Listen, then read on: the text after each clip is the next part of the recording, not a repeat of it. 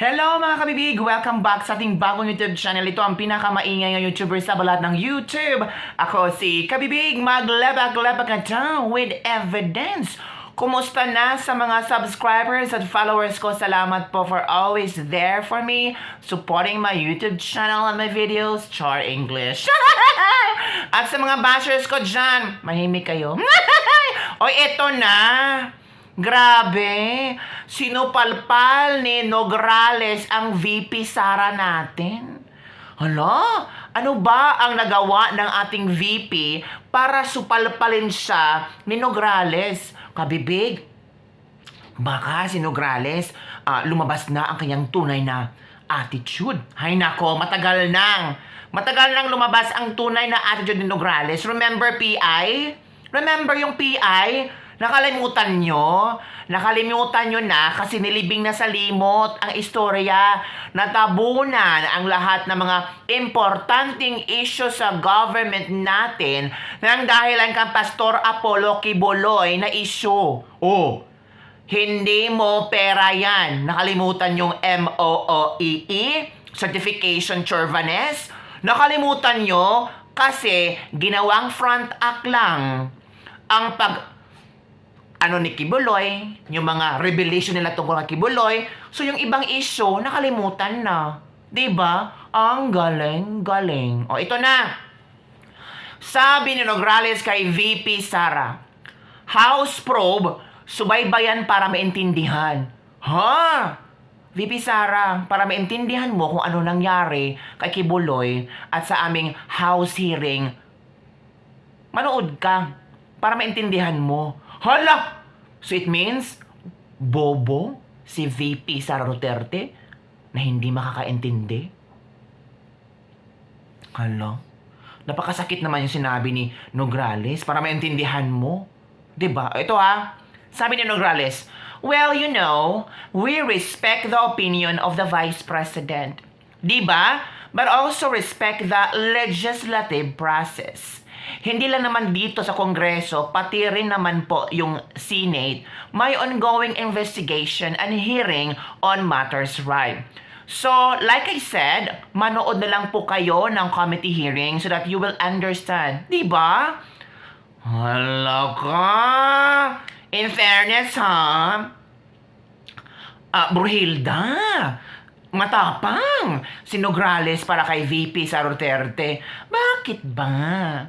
Di ba sinabi ni Nograles, I respect the opinion of Vice President? So it means, nakapagsalita si VP Sara ng kanyang opinion kasi sinubaybayan niya kung ano ang nangyari sa SMNI at kay Pastor Apollo Kibuloy. Hindi naman siya boba para magsalita lang, magbigay ng opinion na walang reliable sources. Ganon, te. Hindi mo magets? Baka ikaw ang hindi nakagets sa opinion ni VP Sara Duterte. E di sabi mo nirespeto mo, di ba?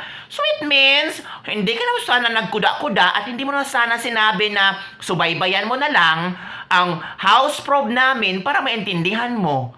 Naku po, para yatang nabitag ka sa sarili mong statement.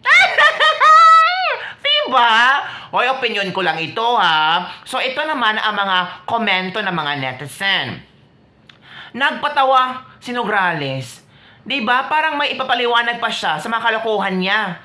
Yun, nagpipiling ka matalino, pero para lang may masabi ka, pero yung parte ng sinabi mo, nasupalpal ka. Ay, insecure siya sobra kay VP Sara Duterte. Baka gusto niya maging VP soon. Ay, balita-balita na ito daw si Nograles ay gustong maging mayor sa Davao. Well, kung may kapasidad naman siya, kung may capabilities naman siya, why not tumakbo siya? Para tingnan natin kung sino ang mananalo at kung maging mayor siya, ano ba ang pwede niyang maitulong sa Davao. Simple as that, di ba mga kabibig?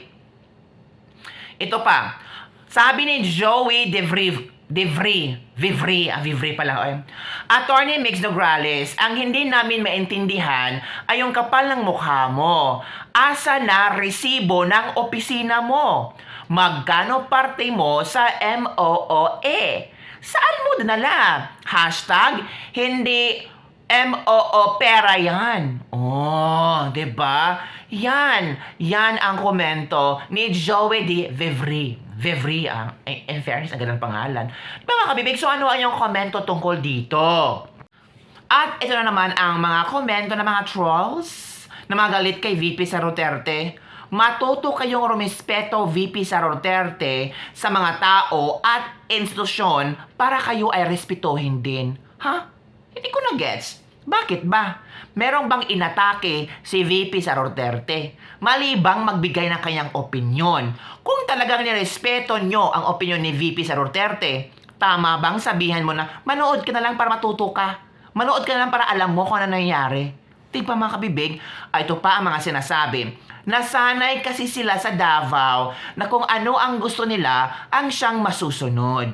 Bakit? Punwersa ba kayo ni VP Sara Duterte na, hey, Senado, Kongreso, ako ang pakinggan nyo. Kung ano ang gusto ko, kung ano ang karapatang gusto kong gawin sa inyo, ay sundin nyo. No, VP Sara Duterte is not forcing you to believe in her opinions. 'Di ba? Kasi nirespeto niya kung ano ang desisyon sa Kongreso at sa Senado. Pero wag naman natin siyang kunan ng kanyang respeto na hindi siya pwedeng mamahayag sa kanya kung anong saloobin niya, kung ano ang stand niya. Mahirap pang intindihin yon. Ang Kongreso at Senado they have their own stand. VP Sara have also her own stand. Mali ba? Ito pa. Nako, ganon talaga sila, mga diktador. Ay nako, yung words na yan, napabalik-balik na. Ito pa. I would rather choose Congressman Migs Nograles kumpara kay VP Sara Duterte. Siya ang dapat maging Department of Education Secretary, si Migs Nograles. Wow, talaga? Sa panahon ng PI, nasaan ba si Migs Nograles? Di ba nasa ibang bansa? Wala lang. Gusto ko lang ma-brought up. Ang hindi ko alam kung bakit nun si VP Sara Duterte ay nakikialam pa kay Kibuloy at ng SMNI. Ano bang gusto niya? Papansin talaga itong VP natin. Mali bang magbigay ng opinion? Pag magbigay ng opinion, mali. Martin Romualdez nga, every now and then, kung pwede siyang magbigay ng opinion, magbigay siya ng kanyang official statement. Diba? Gets nyo? They have public officials sila. Kasi kabibig, si VP Sara Duterte, highest official, kabinete ni Pangulong Bongbong Marcos. So, pag kabinete, kontrolado ni BBM na huwag kang magsalita. Kaya talaga, kabibig, wala siyang respeto kay Pangulong Bongbong Marcos. Hindi namang ibig sabihin wala siyang respeto. Pangulong Bongbong Marcos gives freedom to all kabinete niya na magsalita. And I'm sure Pangulong Bongbong Marcos also understand kung bakit nagsalita si VP Sara Duterte para sa SMNI at kay Pastor Apollo Kibuloy. Knowing, alam din ni Pangulong Bongbong Marcos na may malaking utang silang loob kay Pastor Apollo Kibuloy at SMNI. Pero depende na kung sino ang nakalimot. So yun na mga kabibig ang aking latest libak-libak for the day. I don't know kung ano yung reaction tungkol dito. Kung tama ba itong pagsabi ni Congressman Migs Nograles na manood ka na lang para maintindihan mo. For me parang naka-insulto lang. Pero depende na sa inyo kung ano ang inyong opinion. Kuro-kuro.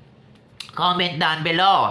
And don't forget to like, subscribe, and share this video para sa mga latest trending news na ating pag-uusapan. Bahala ng mga bashers dyan as long as fresh ka.